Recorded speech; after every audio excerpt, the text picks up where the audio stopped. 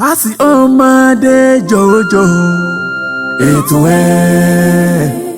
Position tí mo wà lénìí, it was through Ọmọwúrà torí ìgbà náà lọ́hùn when we wrote him to be our adviser.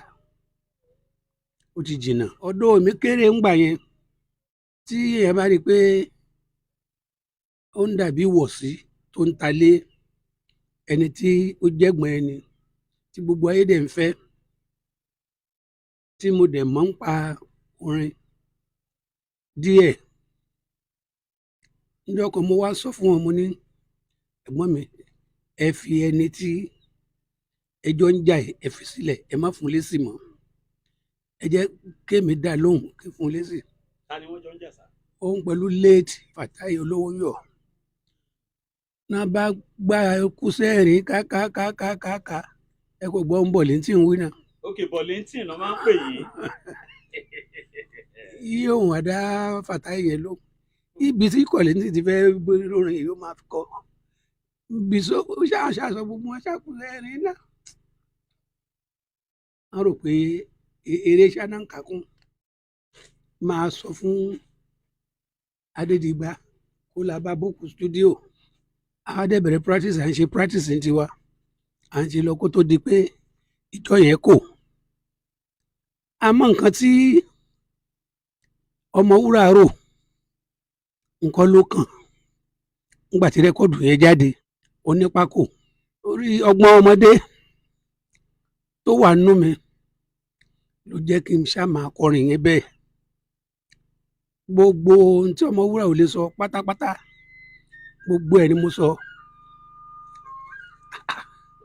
Pé Kollington ẹ but now mi kì í fẹ́ kán play ẹ̀ mọ́ while everything is over. Bí èmi pẹ̀lú wọn ti bẹ̀rẹ̀ nìyẹn. Tí wọ́n bá ń lọ play máa ń tẹ̀lé wọn lọ, máa lọ wòran, àtúnjọ padà wálé. Mo aṣáà ń rútu gbogbo Abẹ́òkúta káàkiri. Wọ́n ti kú kó tó post mi kúrò l'Abẹ́òkúta. Wọ́n bá fi post mi wá sí Pay and Record l'Apapa. But I spent good 10 years in Abẹ́òkúta. Ó kàn jẹ́ pé àkọọ́lẹ̀ ó ti dúró. Ó ní ikú tí Ọmọwúrà kú yẹn. Because èmi rí lójú tèmi pé wọ́n ti ju gbogbo à ń fẹ́ gba machine àgbà machine. Wọ́n ti jù lọ pátápátápátá. Wọ́n bá má ti lọ bá ọmọkùnrin yẹn ní ibi tó ti mutí. Ṣé arákùnrin yẹn gan ò mọ̀ pé ó lè lead sí ibi tó lead sí yẹn? Wo bí àwọn méjèèjì ṣe jọ end up láì fara wọn. Àmọ́ Ọmọwúrà up to now is a great musician. Ògbóǹtarìgì kọrinkọrin ni. Ó ń kọrin ẹ̀gàn ni ẹni tó bá ń listen sí dáadáa. Because ṣe náà rò pé bóyá eré àwọn ọmọ jàǹdùkú àti nǹkan kan náà kàkún. Bẹ́ẹ̀ tí ó ń kọrin reasonably kò sẹ́ni tó gbọ́n tó lọ́hùn. Àkọọ́lẹ̀ ti dúró. Bó jẹ́ ti ká múra ọ̀gá ni ó máa yan pa agbájẹ́dá ẹ̀ báyìí. Ó kàn jẹ́ pé àwọn society tó belongs to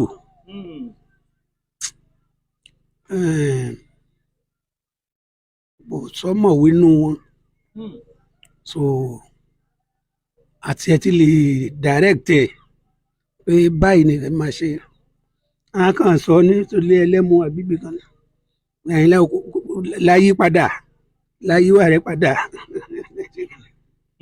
Wọ́n tún pa dé síbẹ̀ nìyẹn gbogbo wọn náà ní ọ̀mùtí.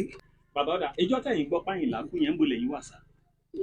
Mo wà lágége ní ẹ̀gbẹ́ ilé mat. Mo ṣáà ní máa débẹ̀ lálẹ́ ẹjọ́ yẹn. Àwọn fámìlì mi ò gbà. wọ́n ṣáà tún ràn mí mọ́lẹ̀ títí ilẹ̀ fi mọ́ toró kan yà mí lẹ́nu ni pé ó kú kẹ̀ ṣé bẹ́ẹ̀ ṣe ń kú nìyẹn tó a ní kàdára láwò àkàǹkàdùrẹ kí n tó lọ bẹ̀ ńjọ́ kejì máa dé títì toko yẹn báyìí ariwo tún sọ gèè wọ́n tún pariwo ó dé o ẹ̀bùrú rẹ̀ dé o ìyá ríre yẹn o bá ṣe ríre yẹn o ní bá mú mi lọ bisàárè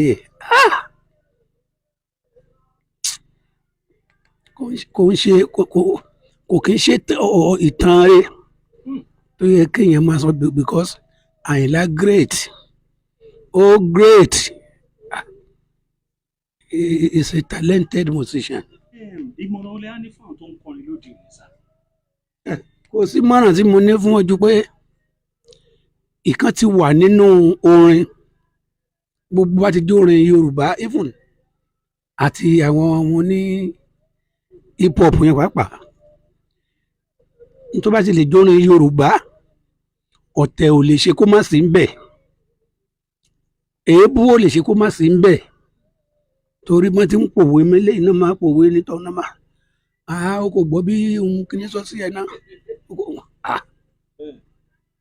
ẹ wọ àwọn bàbá wa Ọlátúnjí Yusuf ẹ ṣàká wọ́n ti ṣàpọ̀ bẹ́ẹ̀ kò sí ẹni tí ò bára wọn jàrí gbogbo wọn àti bàbá wa níjẹ̀bú Haruna Ṣọlá tó fi kú náà báyìí wọ́n jọ ṣọ̀tẹ̀ ní bá ti lóun kọrin wájà.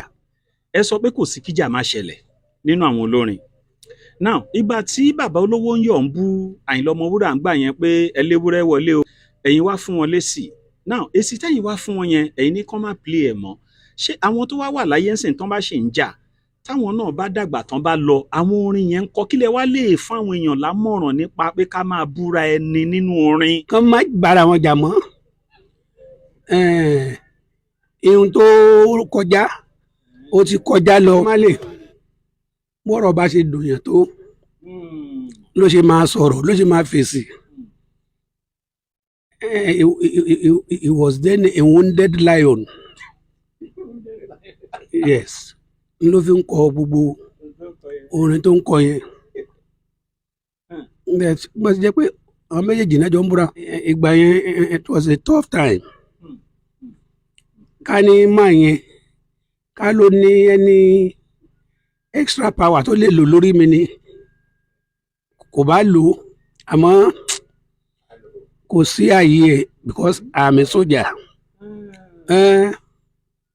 Tí n bá ń bọ̀ mi bá ń lọ ibì kan mo ń rìn pẹ̀lú confidence gbà yẹn sójà dẹ́sì níyì gan gbà yẹn instead tí òun ò bá wá fi lọ bá Síkírù kó lọ sọ fún pé ṣé ó mọ ọmọ Kọ́lá kékeré tó ń kọrin yẹn kò lọ bá ó kàn lọ ṣàlàyé fún náà pé ọmọ kan bú òun ṣe kíní kan kó bá òun dànù kó bá òun reply ẹ̀ kó bá ìyẹn náà tún ti tọmọdé bọ̀ ìṣẹ́gun yẹn sọ fún pé ọ̀rẹ́ mi gidi ni o gbogbo nǹkan tí bàbá sọ ló máa gbọ́ o òun náà bá tó kọ orin mọ́lẹ̀ ló ń pè ẹṣin iwájú ló yẹ kí tẹ̀yìn o kó tó di pé tẹ̀yìn lè sáré àbòrin èébú mò ń kọ́ ni kọ́lọ́hún tó gbàdé ibi tẹ́mi pẹ̀lú Síkírù ti bẹ̀rẹ̀ ìjà gangan nìyẹn. ẹ mísì ju Àyìnlá Ọmọwúrà. I miss a lot wọ́n ṣe nǹkan tí mo lè máa sọ báyìí pé kíní kan a kì í ṣẹgbẹ́ dípò pé mo lè mọ much about him. A kàn máa ń bá a jókòó tì náà a máa wò pẹ̀lú ìbẹ̀rù ni because he was a tough man very tough. Mo ṣáà mísì gbogbo òwa ẹ̀ àtúnrin tó ń kọ because kò kí ń bẹ̀rù kò ní bẹ̀rù fẹ́nìkan olórin ni. tá a bá rí mọ́lókù olórin Àyìnlá Ọmọwúrà. Was a great singer, was a great musician. Ọlọ́run foríjì. Abẹ́òkúta is my second home. Abá mú Kwara, Abẹ́òkúta is my second home. Ǹjẹ́ rántí àdúgbò tẹ́ gbé lábẹ́òkúta ń gbà yẹn? Ààrẹ mo gbé Ìdí Ọparun, Àgọ́ Ọ̀ka. Lẹ́yìn tí mo kúrò ní Àgọ́ Ọ̀ka,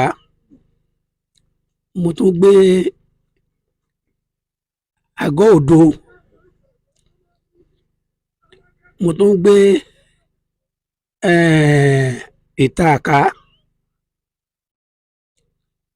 mo gbé Ilé Májẹ̀kódùnmí, ibẹ̀ mo gbé gbẹ̀yìn kí mi tó padà sẹ́kọ̀ọ́. Ìlà-Ọ̀ mo gbé bẹ́ẹ̀ náà. Kò sí nǹkan tí fẹ́ sọ jù báyìí náà lọ.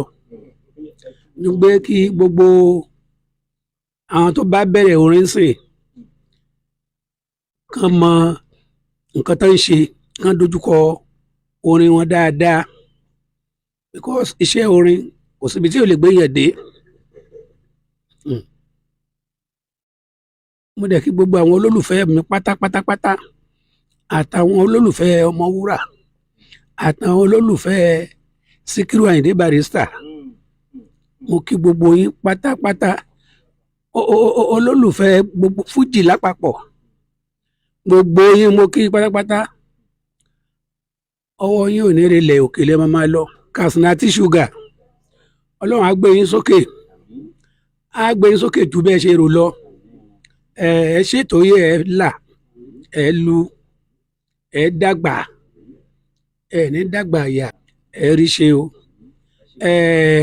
Ọmọ mi Kẹmu Yẹramọ́nì, ó ti wà tipẹ́tipẹ́ pẹ̀lú ẹ̀gbọ́n mi olóògbé. Orin náà ló dẹ̀ sì ń kọ, kò forin náà lẹ̀. Orin ní fìwọ́ náà lẹ̀. O ò ní di játijàti, o ò ní di rédèrèdè. Iṣẹ́ ẹ kò ní dìṣẹ́ mọ́ ẹ lọ́wọ́, o ò ní lálùwọlẹ̀. Àlùyọ ni wàá lù, wọn náà dàgbà wàá darúgbó. Bó ṣe nífẹ̀ẹ́ Ọmọwúrà, ọmọ aráyé á nífẹ̀ẹ́ ìwọ náà. Kasnaty ọmọdé jòjò, ètò ẹ̀, ọ̀rọ̀ ẹ̀, bó ṣe dùn ló ń kọ́ni lọ́gbọ́n tó ayé ń fẹ́.